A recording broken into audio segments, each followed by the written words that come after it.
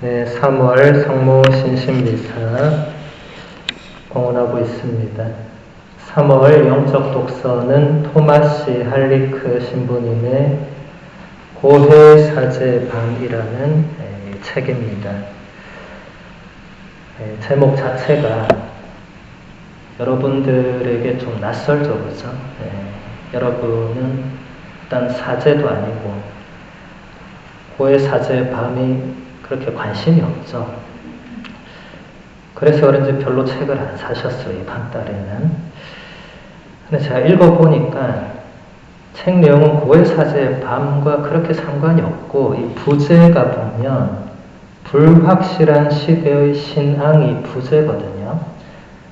이게 제목이 됐으면 책 잘 팔렸을 것 같은데, 왜 고해사제의 밤이라고 이렇게 또 시커멓게 이렇게 해놓으니까 사람들이 별로 이렇게 관심이 없으셨던 것 같아요. 또 토마시 할리크라는 이 이름이 아직 낯선 분들이 많을 거예요. 이분이 체코 신부님인데 최근에 이분의 책들이 주목을 받으면서 세계적으로 많이 번역이 되고 있는 추세이기 때문에 아직까지 잘 모르는 분들이 많은 것 같아서 이번 3월 독서로 선정을 했습니다. 이번 책은 벌써 한국어로도 꽤 많이 번역이 되어 있습니다.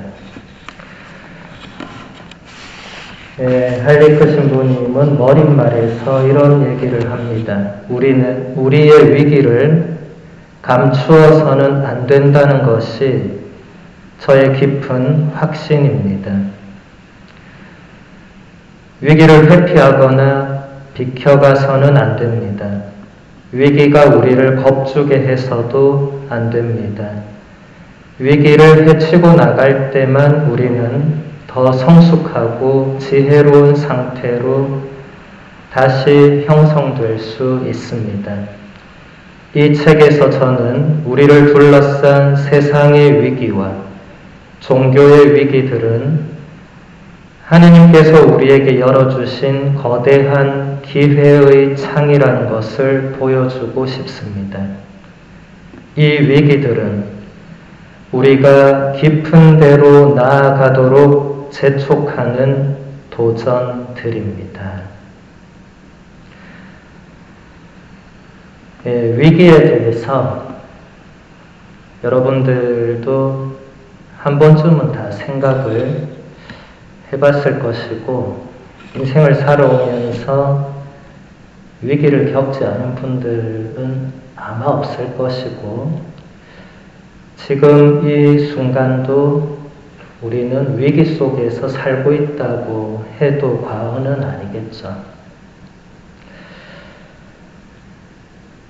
우리가 팬데믹 초창기에 온 세상이 감염병 위기에 처했을 때 프란치스코 교황님이 Let Us Dream이라는 책을 내셨죠.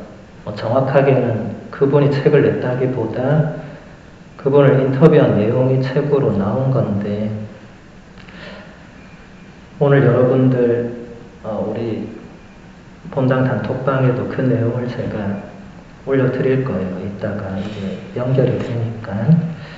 프란치스코 교황님도 거기서 이 위기에 대해서 상당히 많은 부분을 할애하면서 설명을 하고 위기를 어떻게 극복해 나가야 되는가를 제안하기 위해서 성경의 인물들을 설명하십니다. 사도 바오로나 다윗이나 삼손, 이런 인물들을 구체적으로 거론하고 그분들이 어떤 위기를 겪었는지를 얘기하고 그분들이 위기를 어떻게 극복했는가를 얘기합니다.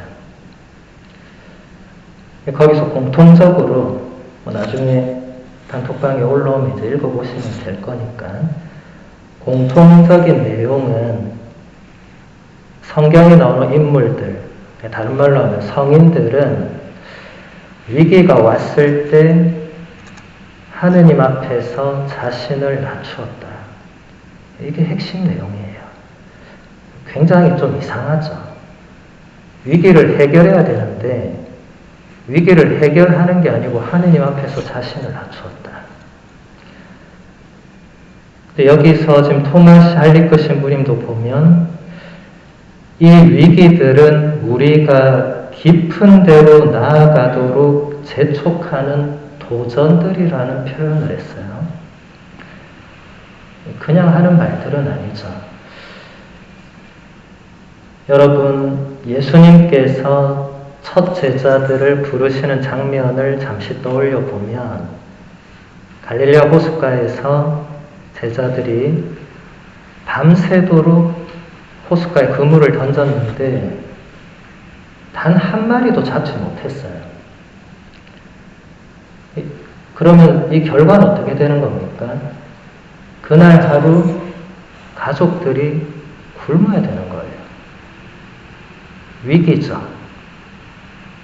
여러분, 가족들에게 먹을 양식을 못 갖다 주면 여러분 집에 들어갈 수가 있겠습니까? 못 들어가겠죠. 어떻게든 내 자식들 먹일 뭔가를 들고 가야 되는데 밤새 그물을 던졌는데 들고 갈 게 없는 거예요. 이 위기잖아요. 나도 배고프지만 집에 가족들이 굶어야 되는 상황에서 예수님이 나타난 거예요.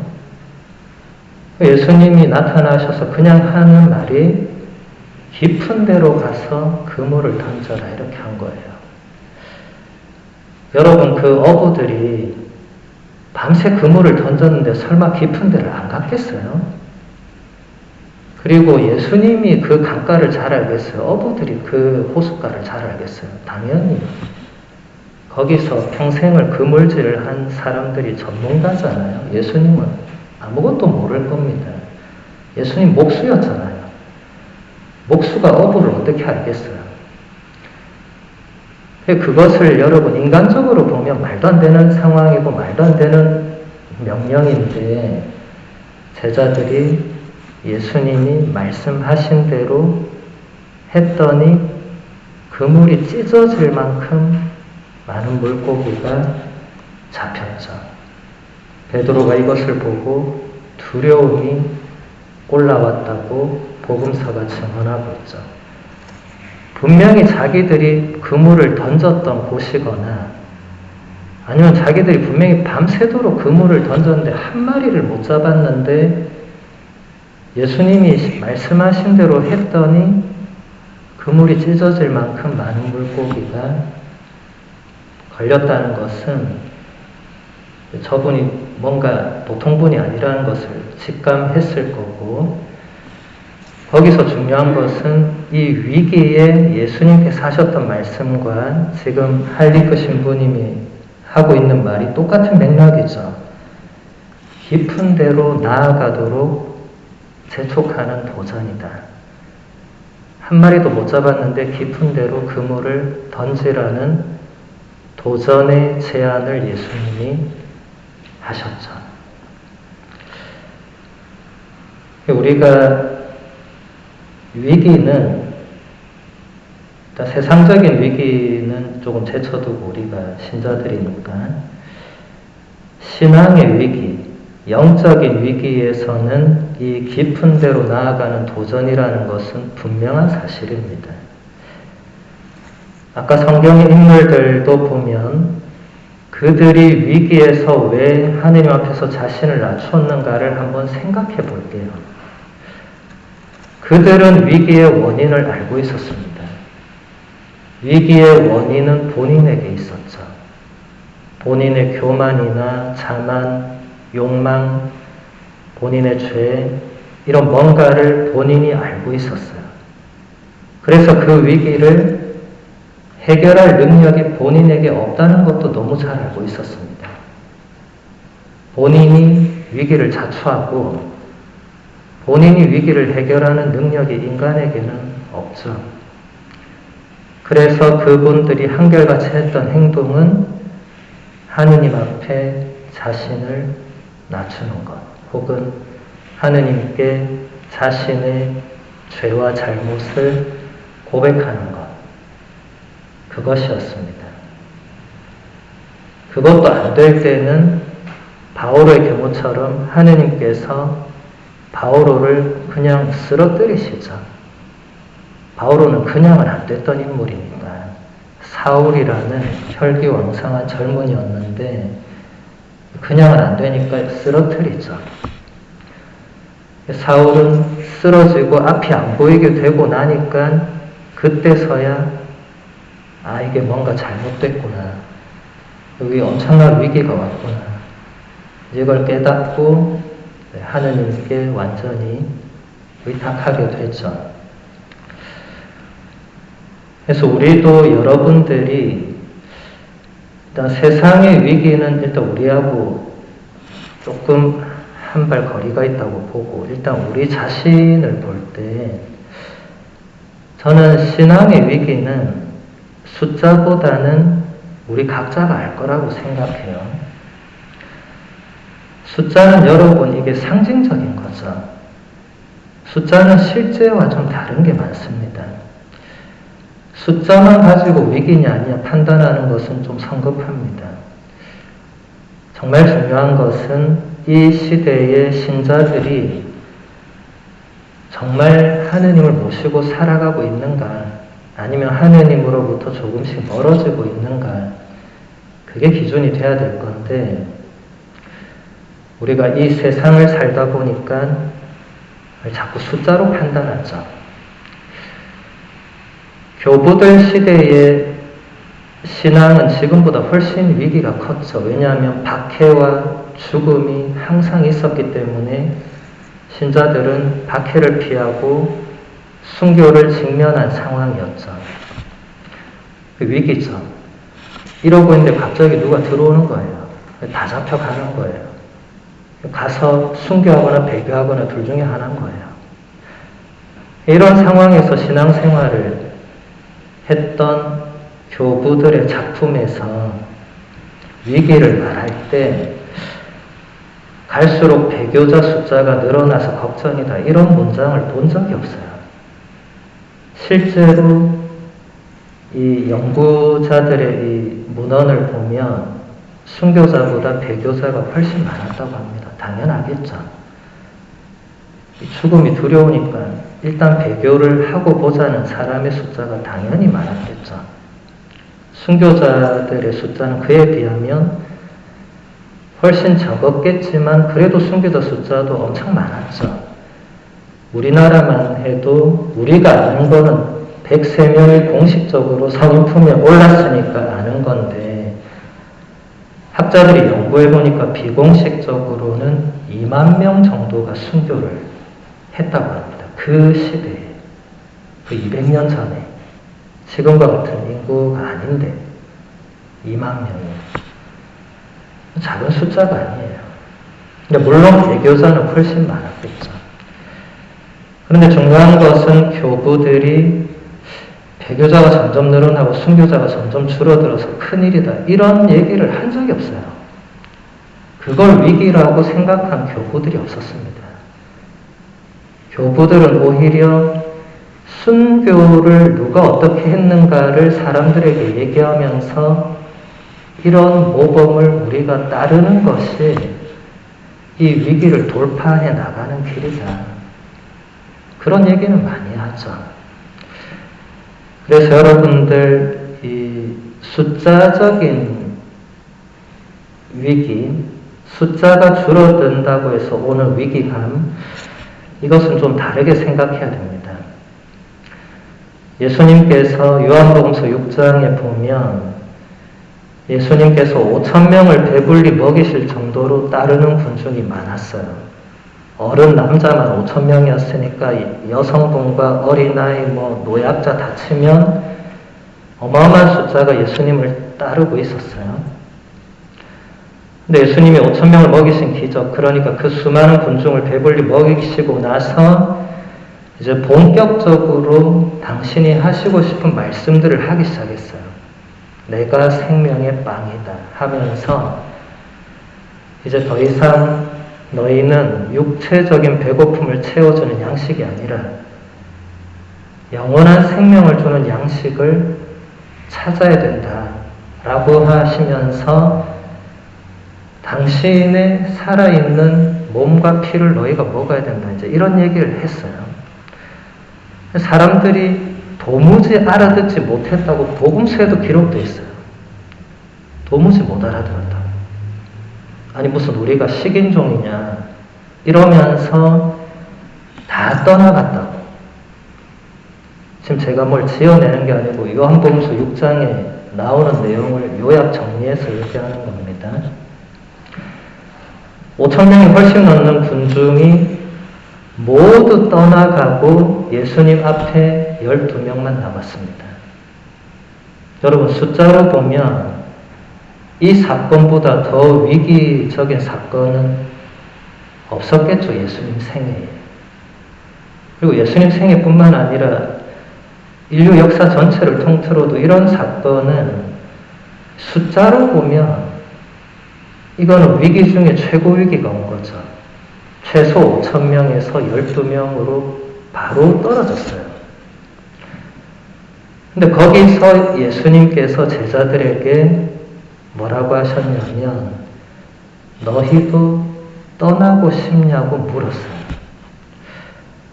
저는 복음서에서 이 장면이 가장 저한테 강력하게 오는 장면 중에 하나예요. 너희도 떠나고 싶냐?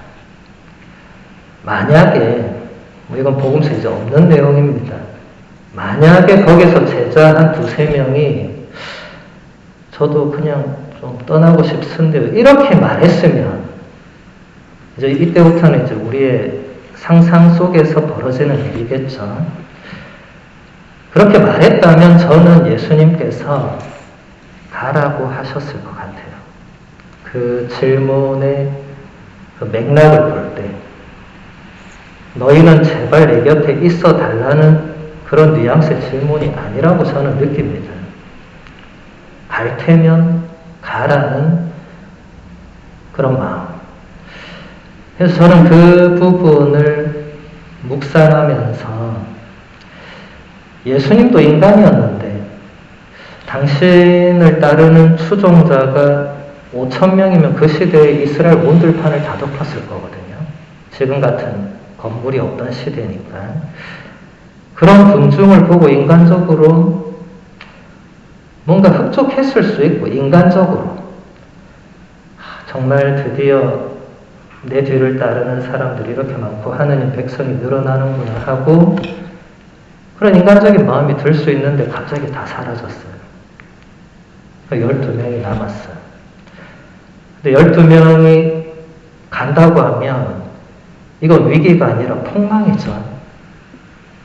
끝나는 거죠. 예수님이 그동안 해왔던 모든 게 무너지는 거죠. 근데 예수님 태도를 보면 전혀 그런 느낌이 아니에요. 이제 망했구나 이게 아니고 너희도 가고 싶으면 가라는 뉘앙스가 있죠. 물론 12제자는 안 갔죠. 그래서 예수님은 12명만 데리고 다시 시작하죠. 지금 예수 그리스도를 믿는다는 사람의 숫자는 종파를 초월해서 동방정교회나 이를 다 포함해서 한 13억 정도가 된다 그러죠. 물론 그 13억이 전부 열심한 신앙인이고 이렇지는 않겠지만 이건 숫자가 말해주는 게 아니라는 거죠.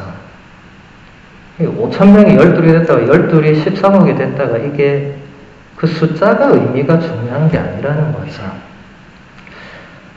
우리가 이렇게 성모신 신미사 성시간 주일미사 할 때 이렇게 앉아있는 사람을 보면 여러분이 걱정될 겁니다. 이래가지고 어떡하나. 왜냐하면 항상 빈자리가 훨씬 많잖아요. 앉아있는 사람 수보다 빈자리가 훨씬 많아요. 우리 같은 작은 성당도 그렇지만 큰 성당도 요즘 다 비슷해요. 가보면. 사람들이 맨날 걱정을 해요. 이러다가 진짜 이거 문 닫는 거 아닌가. 본질이 과연 거기에 있는 것인가. 저는 그렇게 생각하지 않습니다. 숫자의 위기가 있는 것이 아니다. 여기선 말하는 대로 이럴 때일수록 하느님 앞에서 자신을 낮추고 깊은 데로 나아갈 수 있도록 하는 기회가 될 수 있다는 거죠. 여러분, 숫자가 많으면 분명히 효과는 있어요. 그 군중이 함께 모였을 때 나오는 힘이 있어요. 저는 그런 힘을 많이 체험해 봤습니다. 그것은 그 숫자가 아니면 절대로 경험할 수 없는 그런 에너지가 있습니다. 제가 그걸 무시하거나 그게 중요하지 않다는 게 아니라 예수님은 한 번도 거기서 뭔가를 위안을 얻거나 그게 우리가 성공했다고 하는 표지라고 하거나 그게 당신의 지상 목표거나 그런 말씀을 하신 적이 없는 거예요. 단 한 번도 예수님은 나를 위한 성당을 크게 짓고 신자가 가득 차게 하여라 이런 말씀을 한 적이 없는 거예요.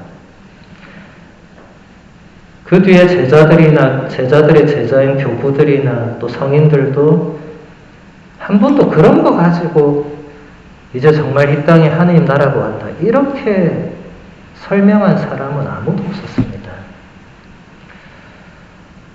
그래서 우리가 이 외적으로 보여지는 위기, 숫자로 보여지는 위기, 거기서 오는 위기감, 그게 인간적으로 안 될 수는 없겠지만 오히려 여러분들도 이 할리크 신부님처럼 지금이 내가 더 영적으로 깊어져야 하는 그런 순간이 온 거구나.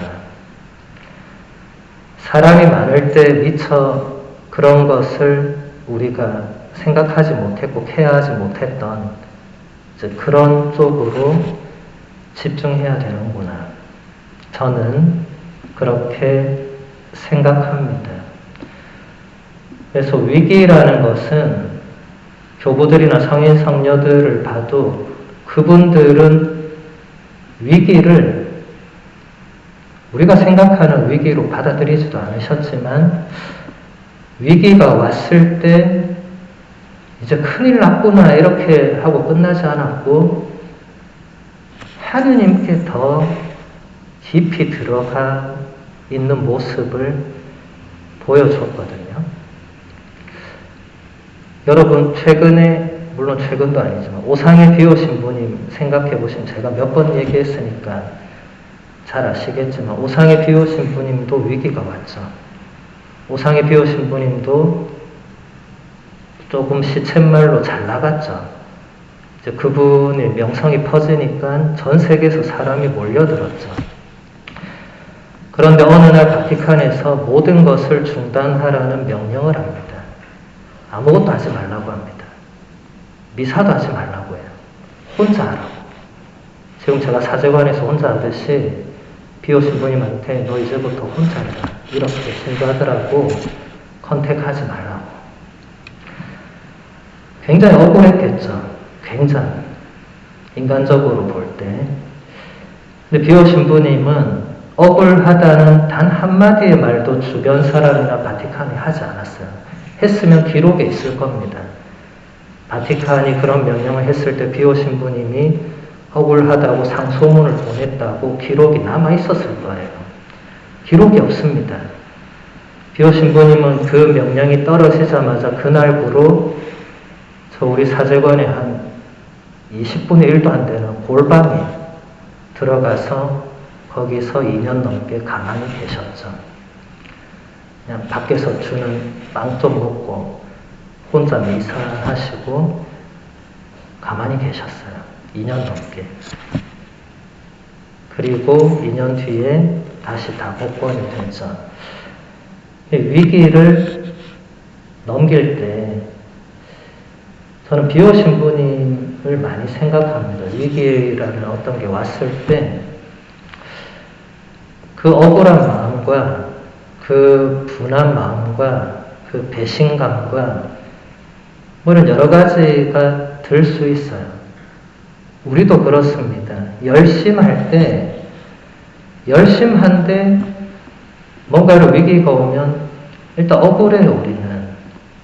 아니 내가 이렇게 열심히 했는데 하느님 저한테 어떻게 이럴 수 있느냐, 혹은 주교님, 신부님 어떻게 신자들이, 동료들이 나한테 이럴 수 있느냐고 충분히 그런 마음이 들 수 있죠. 근데 그 다음이 중요합니다. 그 다음에 우리가 어떻게 해야 되느냐. 대부분은 그 다음이 점점 더 좋지 않은 쪽으로 갑니다. 그래서 결국 최종적으로는 하느님을 떠나거나 교회를 떠나는 거기까지 가죠. 비오 신부님이라고 해서 그러지 않았으리라는 보장이 없습니다. 뭐 이것도 이제 상상 속에서 얘기하는 거지만, 비오 신부님이 바티칸의 명령에 불응해서 수도원을 나왔으면 지금 그 어느 전 세계 종교 못지않은 어마어마한 집단적인 뭔가를 형성했을 거예요. 진짜 그랬을 겁니다. 성인 품에 못 올랐겠지만 역사 속에 엄청난 인물로 기록됐을 거예요. 그런 분이 있었다고, 그런 사람이. 막 기적이 일어나고 수많은 사람이 따르고 바티칸이 뭔가 하지 말라 했는데 그것까지 거부하고, 완전히 이거 영화 속 주인공이죠. 그런 유혹이 비오 신부님께 있었을 가능성이 있습니다. 뭐 모르죠, 우리는. 뭐 전혀 모르죠, 돌아가셨으니까. 그런데 비오 신부님이 그러지 않으셨다는 거죠. 그냥 본인은 억울하고 뭔가 그런 게 있으셨겠지만 끝내 바티칸이 시키는 대로 하신 거죠. 순명한 거죠. 순종한 거고. 비록 잘못돼 보이는 결정이었다 할지라도 결국 성인 품에 오르셨잖아요. 결국은. 우리도 이 위기를 성인 성녀들처럼 그렇게 극복해 나가기 위한. 그래서 저는 이 성모신 신미사와 성시간이 좀 대단히 중요하다고 생각합니다. 숫자를 떠나서 우리가 이 작은 공동체가 교회의 전통 중에 하나인 이런 걸 유지하려는 그런 노력들이 헛되지 않다고 생각을 하고, 항상 위기는 이 영적으로 깊어질 수 있는 기회라는 것을 우리 모두가 같이 인식을 한다면 또 변화가 있을 수 있겠죠. 계속 본문을 보면 부활에 관한 복음은 우리에게도 단순히 예수님의 시신에 무슨 일이 벌어졌는가에 관한 의견을 형성하는 것 이상의 훨씬 더 근본적인 응답을 요구합니다. 무엇보다도 우리 삶에 대해서 무언가를 해야 합니다. 바오로 사도의 말처럼 그리스도와 함께 죽어서 죽은 이들 가운데서 되살아나기 위해서 우리도 깊숙한 변화를 겪어야 합니다.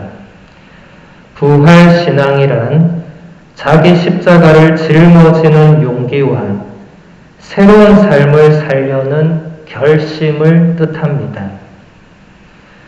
부활 이야기가 들려주는 사건은 그것이 우리 삶을 변화시킬 때에만 우리에게 기쁜 소식, 생기 가득한 말씀이 될 수 있습니다. 부활신앙에 대해서 근본적인 의미를 설명해 주고 있는데, 물론 부활이 되살아난, 우리가 알고 믿고 있는 대로 우리가 죽음 이후에 하늘나라에서 하느님과 함께 영원히 산다는 그것을 의미하기도 하지만, 부활을 전하고 있는 그 복음서의 내용들을 깊이 묵상해 보면 거기서 뭔가 던져주는 메시지가 있는데, 그것은 바로 변화의 필요성이다. 부활하기 위해서는 변화를 해야 된다. 매번 똑같은 사람은 변화하기 어렵죠. 그런 사람이 부활을 받아들이거나 부활을 하기도 어렵겠죠. 한 번도 변하려고 하지 않는 사람이 갑자기 변하려면 안 되겠죠. 이제 그런 의미에서 부활신앙은 자기 십자가를 жил머지는 용기, 그리고 새로운 삶을 살려는 결심을 뜻한다. 이 두 가지를 우리가 가지고 있느냐, 그렇지 않느냐가 우리를 참된 신앙인이냐 아니냐를 결정하게 만든다는 거예요. 여기서 보면 자기 십자가를 짊어지는 용기라는 표현에 좀 주목을 해봐야 될 것 같습니다. 예수님께서 말씀하셨죠. 누구든지 내 뒤를 따르려는 사람은 날마다 자기 십자가를 짊어지고 내 뒤를 따라야 한다. 이것까지는 우리가 들어서 알고 있는데 거기에 용기가 필요하다고 지금 할리터 신부님이 얘기를 하고 있어요. 이 측면을 저도 이걸 보면서 거기 용기가 왜 필요한가? 안 그래도 무거워 죽겠는데 이렇게 생각했는데 가만 생각하니까 그 또한 뭔가 나의 고정된 시각이 반영되고 있구나. 우리가 십자가라고 하면 일단 무겁네, 힘드네, 지기 싫네, 옆에 거랑 비교해보니까 제 건 가볍네. 이게 우리 안에 깔려있다는 거예요. 그런 것들을 넘어서는 용기. 이제 그게 이어지는 새로운 삶을 살려는 결심과도 이게 이어지는 건데, 여러분, 자기 십자가를 짊어지는데 용기를 내야겠다 이렇게 생각해 보신 분 있습니까? 저는 이 책 읽기 전까지는 그런 거는 별로 없었습니다. 그냥 받아들여야지, 뭐 짊어져야지, 힘들어도 뭐 예수님도 그렇게 했으니까 나도 해야지. 그 정도 차원이었어요. 그런데 이 용기란 단어를 딱 보고 나니까 그 차원만이 아닐 수 있겠다는 생각을 하니까 또 거기에 대해서 많은 묵상을 하게 되더라고요. 아까 제가 비오 신부님도 얘기했잖아요. 비오 신부님이 바티칸에서 그 명령이 왔을 때 받아들이기 위해서는 용기가 필요했겠구나 이런 생각이 들더라고요. 왜냐하면 받아들이기에는 너무나 억울한 결정이었는데 그걸 받아들이려면 용기가 필요했겠구나. 안 받아들였으면 나갔겠죠. 수도원과 교회 바깥을 나가서 비오교를 세웠겠죠. 아마 가톨릭 교회보다 더 많은 신자가 거기 갔을 수도 있습니다. 기적이 일어나니까. 근데 비오 신부는 그렇게 하지 않았죠. 그래서 우리도 자기 십자가를 짊어지는 그 용기, 거기에 대해서 여러분들이 이번 사순에 한번 좀 생각을 해보시면 좋겠습니다. 그냥 받아들여야지, 무겁지, 예수님 조금만 가볍게 해주세요, 힘을 주세요, 이런 차원의 접근이 아니라 내가 정말 십자가, 나에게 하느님께서 지라고 주신 십자가가 있을 거예요. 여러분들 다. 그것도 한번 생각해 보시고 나에게 지금 십자가가 어떤 것인지, 누군지, 무언지 생각해 보시고 내가 그것을 정말 짊어질 용기가 있는가? 그리고 그 용기가 있다면 확신이 설 겁니다. 내가 짊어지겠습니다, 주님. 그리고 힘을 주십시오. 이렇게 나아갈 수 있을 거고, 용기가 없으면 확신이 없잖아요. 그러면 이걸 짊어질까 말까부터 이제 고민해야 되죠. 망설이고. 이건 나쁜 과정이 아니라 누구나 겪는 과정입니다. 거기서 이제 불평, 불만, 비교, 뭐 이런 온갖 것들이 발생하게 되겠죠. 그러면 새로운 삶을 살기 위한 결심이나 그런 것은 거기서 발생하기가 대단히 어렵겠죠. 그래서 이 자기 십자가를 짊어지는 용기와 새로운 삶은 이어질 수밖에 없습니다. 여러분, 새로운 삶을 살고 싶죠? 맨날 똑같은 이 삶을 반복하고 싶지 않죠? 그러려면 용기가 필요하죠. 새로우면은 용기가 필요합니다. 그래서 여러분들 이번 사순에 이 십자가에 대해서 다시 한번 묵상해보는, 그리고 내가 그것을 짊어지는데 어떤 용기가 필요한지, 그리고 새로운 삶을 내가 정말 살고 싶어 하는지, 아니면 그냥 이대로 만족하고 살고 싶은지, 이제 이런 것들을 우리가 스스로에게 묻고 답하면서 한 걸음씩 나아가는 게 우리의 이번 사순의 여정이 되었으면 좋겠습니다. 잠시 묵상합시다.